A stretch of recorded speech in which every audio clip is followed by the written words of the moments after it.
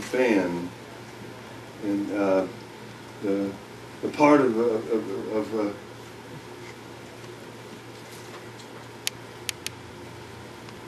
part of the Queen of Diamonds is played by Odetta.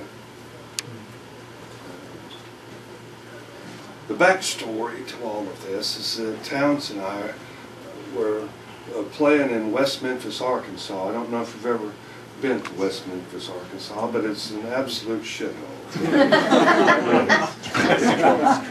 It's right across the Mississippi River from Memphis, Tennessee. And you'll go over into West Memphis and you'll just... Towns and I were playing Friday and Saturday night at a place called the 8 Ball Lounge, which is the best fucking place you could play in Memphis, West Memphis. A place called the 8 Ball Lounge. There was an 8-ball table, there was a pool table right down in, within, it would be right where you were sitting from the stage. And Towns was sitting up there on a stool doing these songs, and of course I did my best.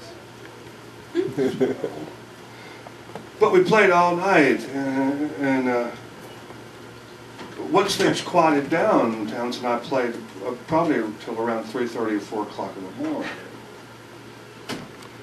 And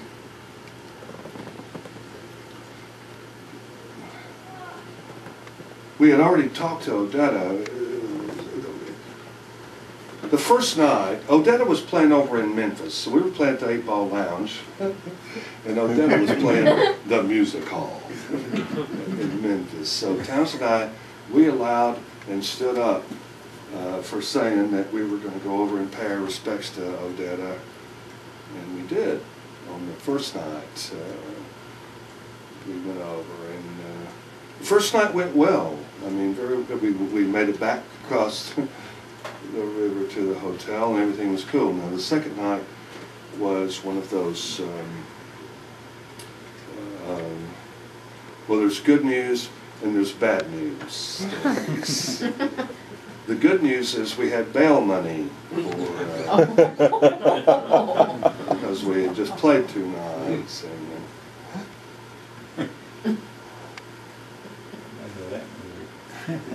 And along with us on the second night was this wonderful young woman that really taken a shine to the music, and she hung out at the 8 Ball Lounge most of the time. She was young and brilliant and beautiful and just absolutely stunning in almost every way.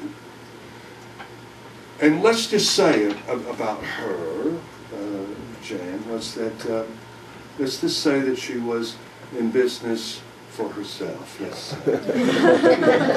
She owned her own company. An entrepreneur. She was an entrepreneur. And she was, but she was one of the smartest people, I think, that I had the pleasure to sit and talk with. And, anyway, we all ended up in jail that night in West Memphis. Back in those days, they didn't put women in the same cell with men, holding cell with men. They put them right next in the next cell, so you could swap cigarettes and lies and phone numbers. I wondered why. Yeah, hell yeah. So I said to her,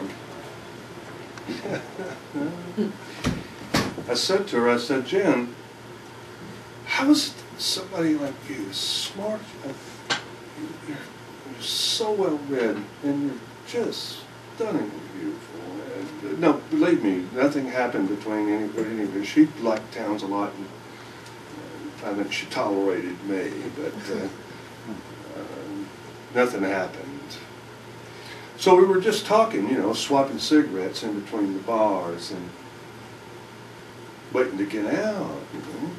And I said, how is it that you ended up this way? And she said, what way? And I said, being a prostitute. She says, man, hey, don't you call me no prostitute. And I said, well, I'm sorry. I must have got it wrong, you know.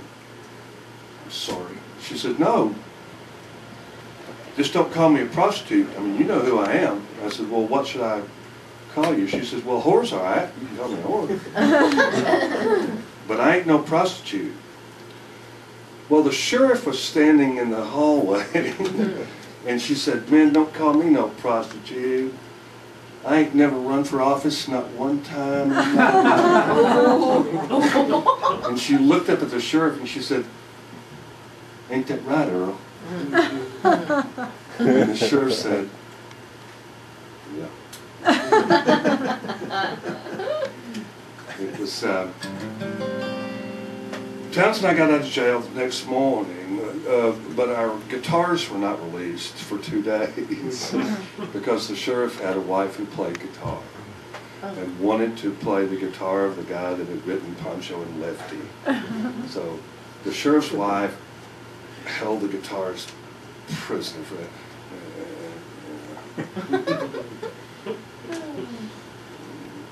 Townsend and I just kind of hung out at the Burger King for a while. Oh no, we had a hotel. Played a song called Mickey Fan.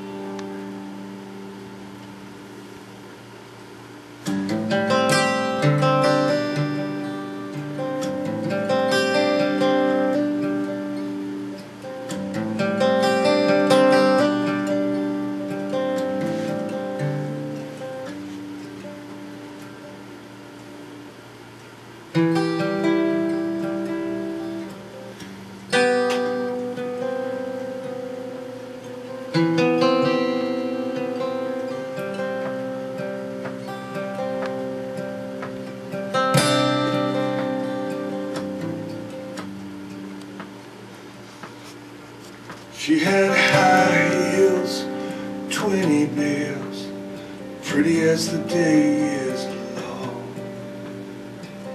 Cheap thrills and steering wheels, but nothing else.